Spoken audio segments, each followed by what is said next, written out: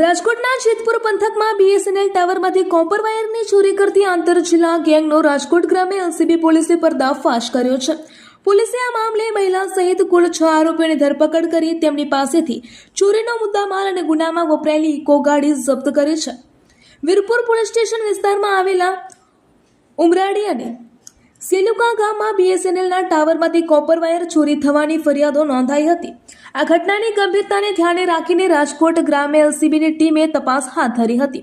પોલીસને મળેલી સફળતામાં આ ગેંગના કુલ 6 સભ્યોને ઝડપી પાડવામાં આવ્યા છે, જેમાં એક મહિલા અને 5 પુરુષોનો સમાવેશ થાય છે। પકડાયેલા આરોપીઓ પૈકી એક આરોપી જેતપુરનો અને બાકીના 5 આરોપીઓ જૂનાગઢના વતની હોવાનું સામે આવ્યું છે।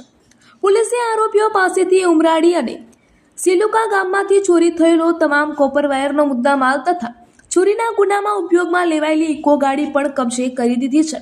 ઝડપાયેલા આરોપીઓની સઘન પૂછપરછ દરમિયાન ચોંકાવનારા ખુલાસા થયા છે।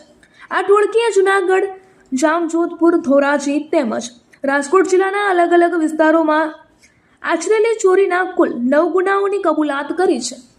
હાલ પોલીસે તમામ આરોપીઓની સામે ધોરણસરની અટકાયતની કાર્યવાહી હાથ ધરીને આગળની તપાસ શરૂ કરી છે। રિપોર્ટર યુનુસ ગોરી, જેતપુર। જેતપુર પંથક વિસ્તારની અંદર એક ચોરી ડિટેક્ટ થઈ છે, કોપર વાયરની ચોરી। તો આ ચોર છે તે એમને ક્યાં ક્યાં ચોરી કરી છે, ક્યાં ક્યાં વિસ્તારમાં, કેટલા જિલ્લામાં, અને આ ચોર કેટલા ચોર છે અને તેઓની હાલ પરિસ્થિતિ શું છે? વીરપુર પોલીસ સ્ટેશન હસ્તકના ઉમરાડી તેમજ સેલુકા ગામમાં બીએસએનએલના જે ટાવર હોય એમાંથી કોપર વાયર ચોરી ગયેલાની ફરિયાદ આવેલ હતી।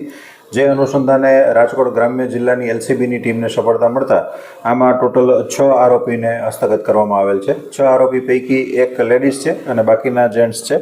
એમાં એક આરોપી છે એ જેતપુરનો છે, બાકીના તમામ આરોપીઓ જૂનાગઢના છે। આમાં સેલુકા ગામ અને ઉમરાડી ગામમાં જે કોપર વાયરની ચોરી થઈ છે તે તમામ મુદ્દામાં હસ્તગત કરવામાં આવેલ છે।